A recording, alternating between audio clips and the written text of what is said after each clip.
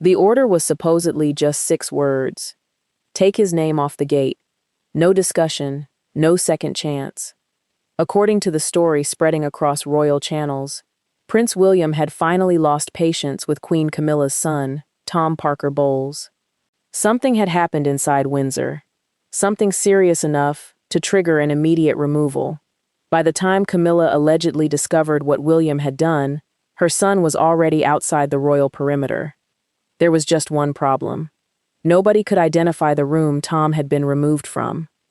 Nobody could produce the order William supposedly gave. Nobody could even prove Tom Parker Bowles was at Windsor when this mysterious confrontation took place. Yet the story felt real. That's what made it dangerous. Because hidden underneath the screaming headlines was a genuine Windsor incident, a terrifying one.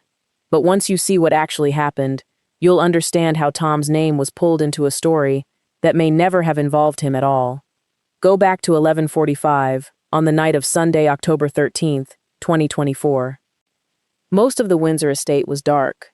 Prince William, Catherine, Prince George, Princess Charlotte, and Prince Louis were reportedly at Adelaide Cottage, their home inside the enormous royal estate. It was a school night. The children were believed to be asleep.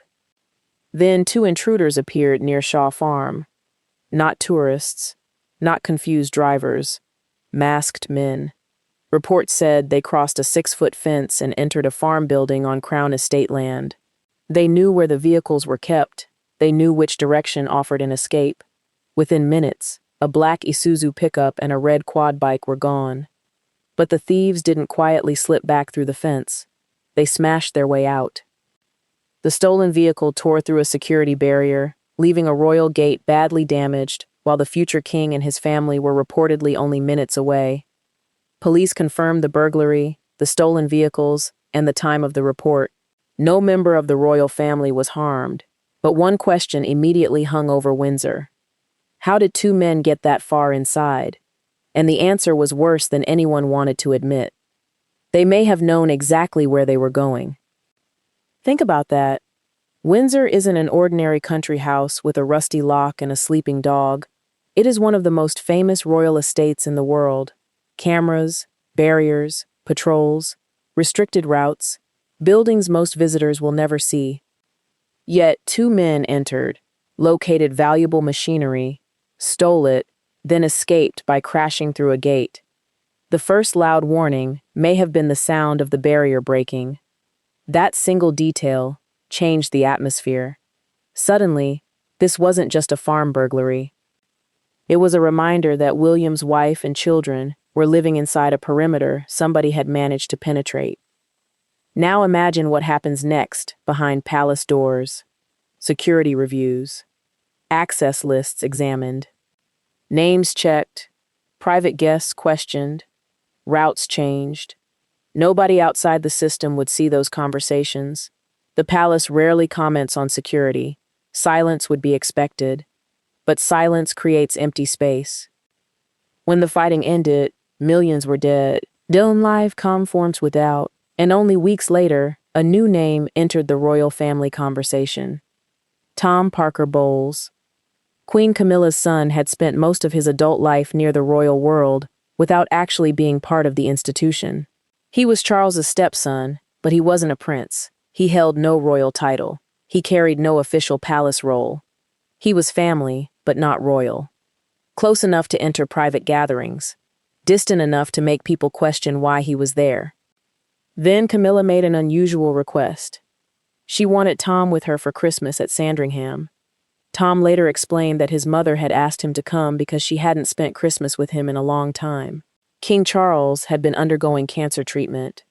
Camilla had also experienced health problems. The family had endured what Tom described as a brutal 2 years. So he accepted. For the first time, the Queen's son prepared to join the royal Christmas gathering at Sandringham. Not Windsor. Sandringham. That difference should have killed the later rumor immediately. Instead, it fed it. Because people weren't only watching a mother invite her son to Christmas. They were watching Camilla's family move closer to the center of royal life, while Prince Harry remained far away. Charles's stepson was walking toward the family table. Charles's younger son was still outside it. That contrast was explosive. Tom didn't create it. Camilla may not have intended it, but the image was impossible to ignore. One son welcomed, another son absent. Then came the question royal watchers had been waiting to ask. What did William think? There was no official statement, no public objection, no confirmed confrontation. But that didn't stop the whispers. William had spent years trying to protect his wife and children from chaos surrounding the monarchy. Now, after a real security breach near his home, every private guest could be viewed through a colder lens. Who needed access? Who was invited? Who was merely connected? Who could enter because the king trusted them? And who would William remove if he believed that trust had been stretched too far?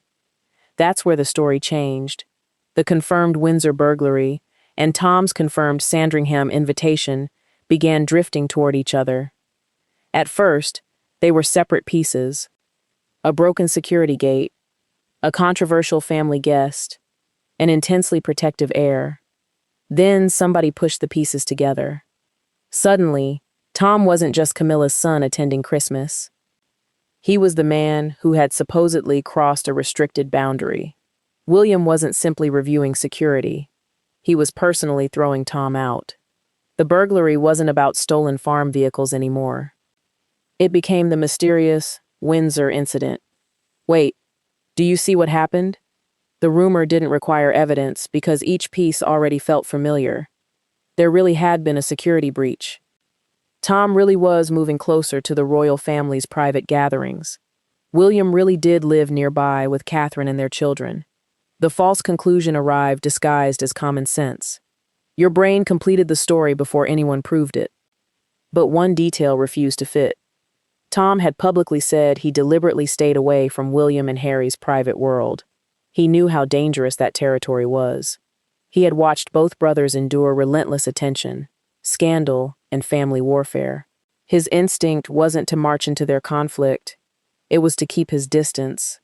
So why would the same man suddenly force his way into a restricted royal space and challenge William? The viral versions never properly explained that. They didn't need to. They offered something stronger than logic. They offered revenge.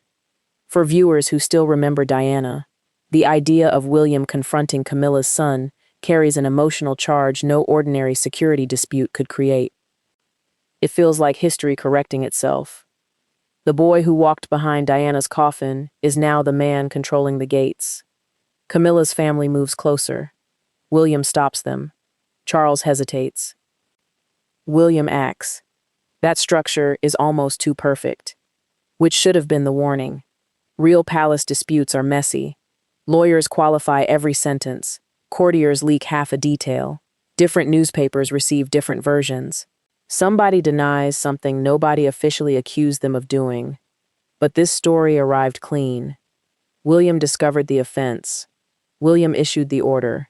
Tom was removed. Camilla was humiliated. 4 perfect beats. No named witnesses. No verified document. No police reference connecting Tom to the burglary. No comment from Kensington Palace. No comment from Buckingham Palace. Nothing except repetition. If you appreciate royal stories where one missing document matters more than 50 screaming headlines, subscribe now, because the next detail is where this stops being ordinary gossip and becomes something much more unsettling. Tom Parker Bowles wasn't a random name. He was the perfect name. He belonged close enough to the monarchy for the story to seem plausible, but far enough outside it for people to believe his access could be revoked instantly.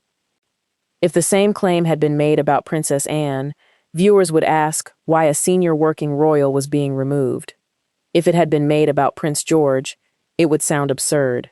But Tom? He occupies the uncomfortable space between guest and family. The Queen's son, the King's stepson, a private citizen beside public power. His very position creates tension. He can be invited without being entitled, included without being official, seen beside the crown without belonging to it. That made the words "ordered out" sound believable before anyone asked what he had supposedly done. But Camilla's reaction was also invented for maximum impact. In the viral telling, she pleads. Charles freezes. William refuses to bend. Tom leaves through the gate. Notice who becomes weak in that version.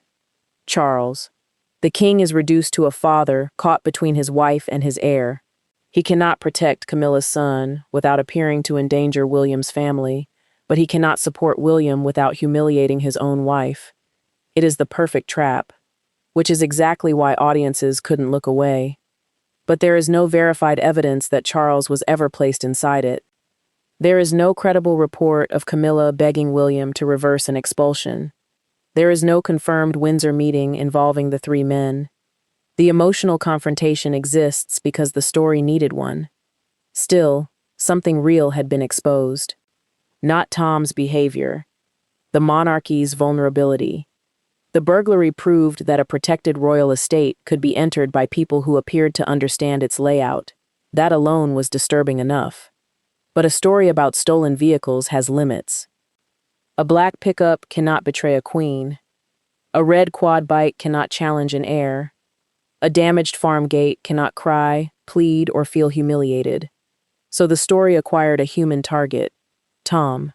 Then it acquired a hero, William. Then it acquired a wounded mother, Camilla. Finally, it acquired a silent king, Charles.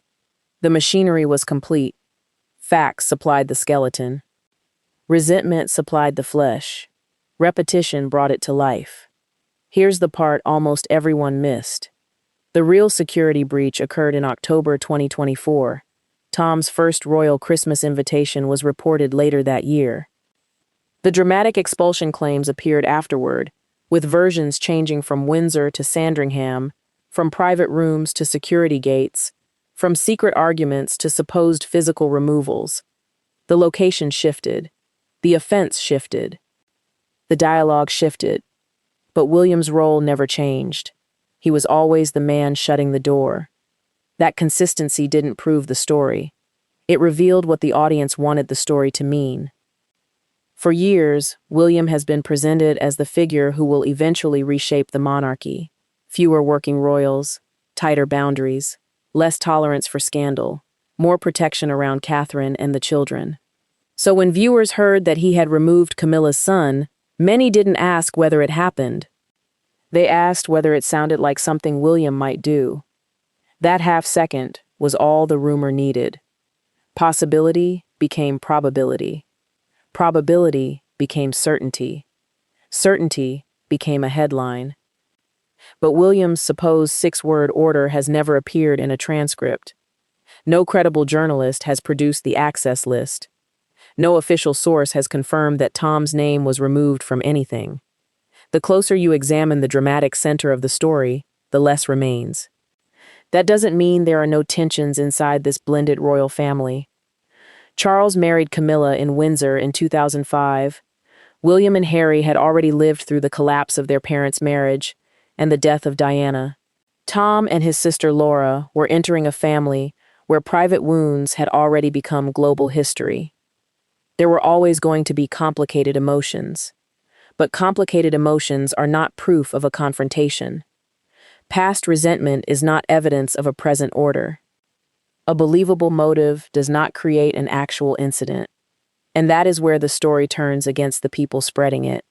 Because every version claimed the Windsor incident had finally been exposed, yet nothing was exposed about Tom. The only confirmed offense involved intruders, a farm building, a pickup, a quad bike, and a shattered security barrier. Tom Parker Bowles was not identified as a suspect. He was not connected to the police investigation. He wasn't named in credible reporting about the burglary. His role was added later by storytellers who understood that a masked burglar could frighten the public, but Camilla's son being confronted by Diana's son could electrify them. That is the massive difference. The break-in attacked Windsor's physical security. The rumor attacked the family's emotional fault line. One left a damaged gate. The other left millions of people imagining a confrontation for which no evidence had been shown. And somewhere inside that confusion, the truth became almost disappointing. Tom's invitation to Sandringham wasn't a secret seizure of royal privilege. It was a mother asking her adult son to spend Christmas with her after an exhausting period of illness and uncertainty. He went as family, not as a prince, not as William's rival, not as the owner of some hidden royal claim. Family. But even that ordinary explanation carried a sting, because in the House of Windsor, the word family has never been ordinary. It decides who stands on balconies, who receives invitations, who walks behind coffins, who is protected, who is forgiven, who waits outside. That is why this false story became so powerful. It touched a wound that was already there, not a broken gate, a broken definition of belonging. Tom Parker Bowles stands inside one definition of the royal family, but outside another. Camilla can call him her son, Charles can call him his stepson, but the monarchy cannot call him a prince, an heir, or a working royal. William doesn't have to throw Tom out for that boundary to exist. The institution drew it years ago. Perhaps that is the part the viral headlines could not accept. There was no need for a dramatic order, no need for shouting, no need for Camilla to beg, no need for Charles to choose. Tom's position was already clear. Welcome at private moments. Absent from constitutional power, near the crown, but never inside it. And the supposed Windsor incident? The final exposure is that the story offered the public everything except an incident involving Tom. No date, no verified witness, no room, no order, only a real burglary, an unrelated Christmas invitation, and an old family wound stitched together so neatly that people mistook emotional satisfaction for evidence. The palace gates will close again tonight. Guards will check vehicles. Cameras will scan the perimeter. Names will be examined before visitors are admitted. But there is one barrier no royal security team can repair. The moment a story feels more satisfying than the truth, people stop asking whether the gate was ever opened. So tell me in the comments, when the only gate we know was broken belonged to Shaw Farm, who really crossed the line?